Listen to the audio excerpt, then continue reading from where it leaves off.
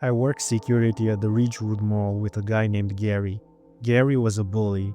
He was 40 years old but acted like he was still the king of high school football team. He loved to torment the night janitor, a mute guy named Silas.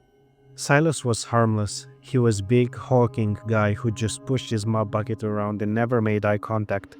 Garry used to kick over Silas' wet floor signs. He'd spill coffee on purpose just to watch Silas clean it up.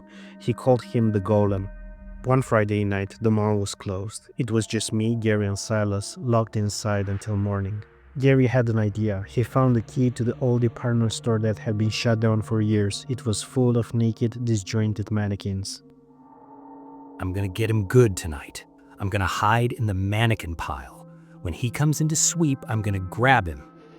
Garry told me, laughing. I told Garry it was mean. I told him to leave the guy alone, but I didn't stop him. That's my sin. I just sat in the security booth and watched the monitors.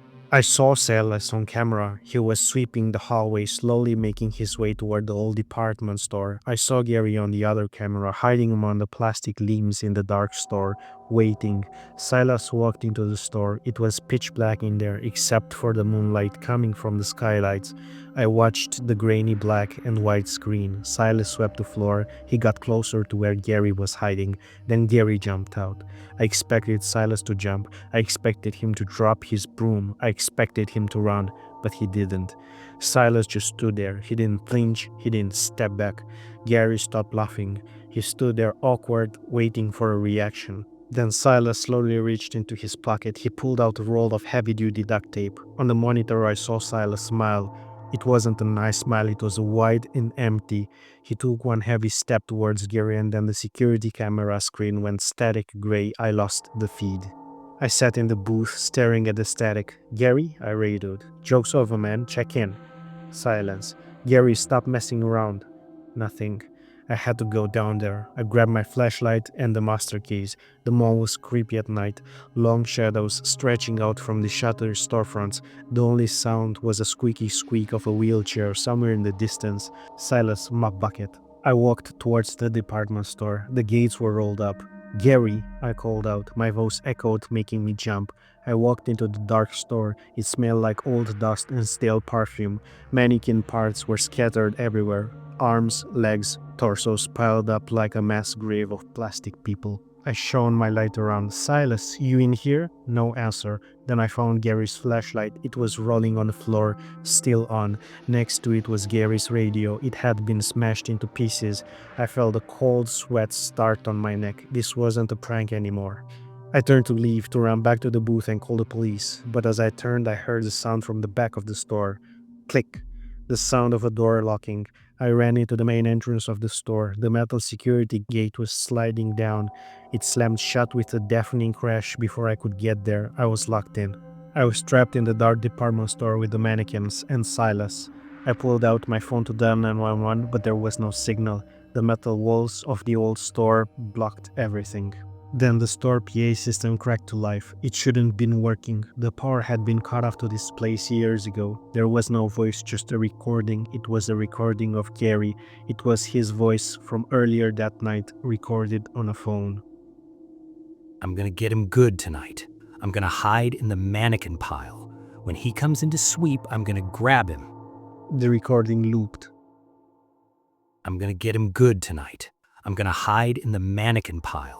When he comes in to sweep, I'm gonna grab him. I shone my flashlight towards the ceiling speakers, and I saw something looking down at me over the railing. It was a mannequin, wearing a security uniform. But mannequins don't bleed. Garry, I screamed. The figure didn't move. I ran up the escalator, my heart hammering against my ribs like a trapped bird.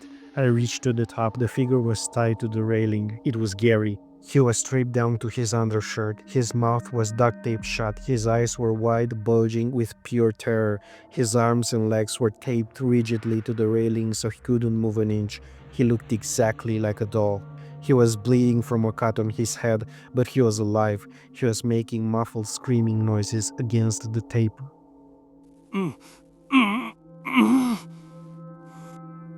I pulled out my knife to cut him loose. I got you, man. I got you. I saw the tape on his wrist, but as I worked, I noticed something. Garry wasn't looking at me, he was looking behind me. I spun around. Silas was sitting here. He wasn't holding a weapon, he was holding a camera, an old Polaroid camera. He raised it to his eye.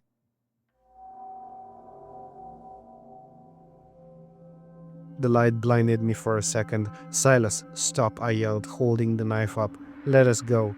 Silas lowered the camera. He shook the photo as it developed. He walked over to a display table nearby. I looked at the table and it was covered in photos, hundreds of them.